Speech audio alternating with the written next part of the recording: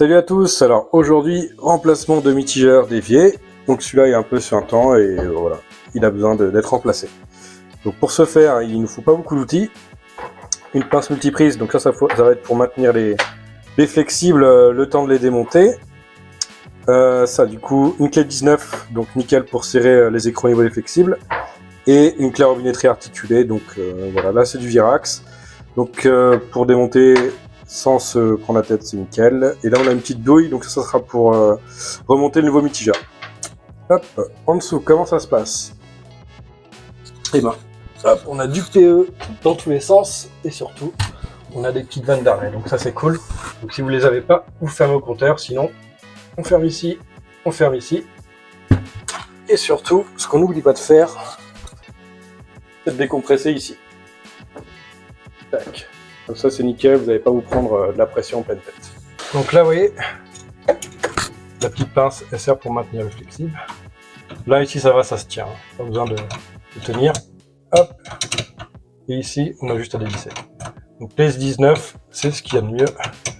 Ça passe nickel, donc vous pouvez être certain qu'avec ça, en 19 c'est nickel sous un évier. Hop.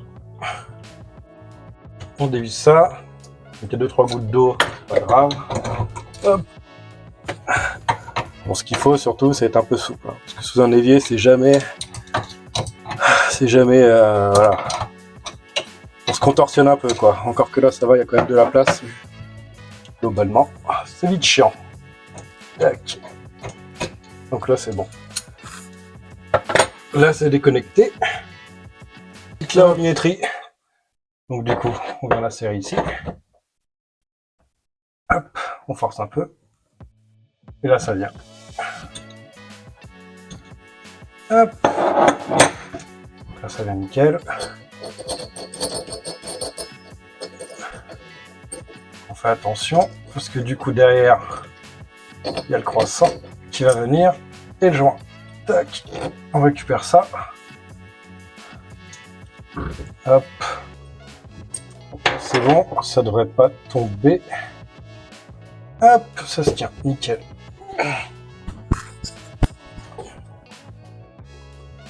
Maintenant, il va falloir faire, équiper le nouveau.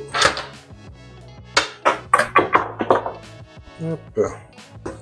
Du coup, ici, ce qu'on va faire, on va insérer le petit filetage.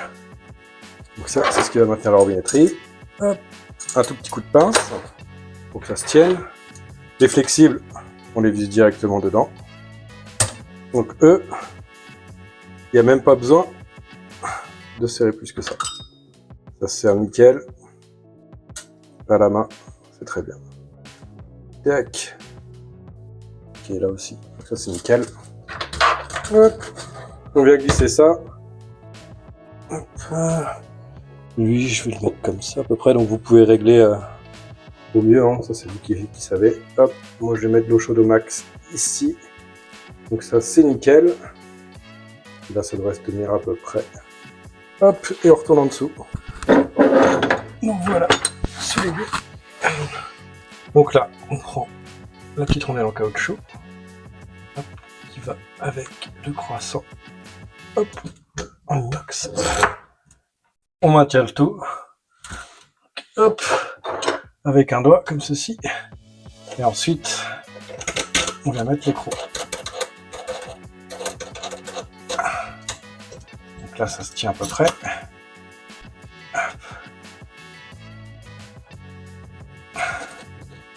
Hop. On prend la douille de 11. Tac. On serre gentiment. Tac. Tac. Pas besoin de serrer trop fort. Hop. Ensuite, on reprend nos flexibles. Donc, du coup, il y a des joints intégrés. Hein. Donc ça, c'est nickel. Assurez-vous bien que les parties à ce niveau-là soient propres. Bon, là, c'est le cas, donc c'est nickel. Donc, eau froide, toujours à droite. Hop.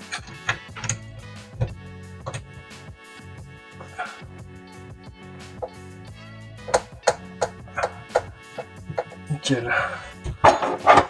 on prend la petite pince, comme ça on maintient le flexible, et ensuite, hop, avec la clé de 19, on vient serrer gentiment.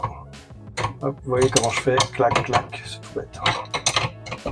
Mais bon, quand on ne sait pas le faire, ça peut paraître compliqué pour certains. Hop.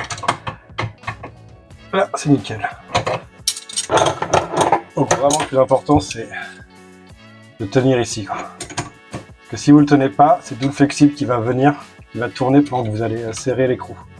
Et on ne veut pas parce que ça pourrait plier le flexible et sur le temps, après peut-être le percer aussi, quoi.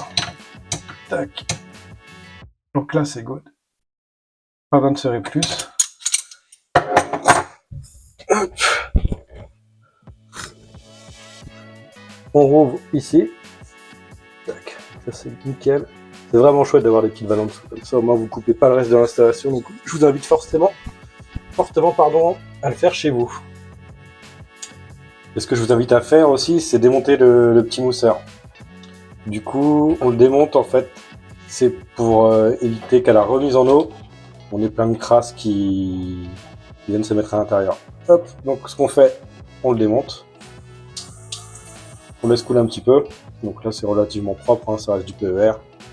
Vous pouvez voir que voilà, c'est clean. Hop, et on le revise gentiment.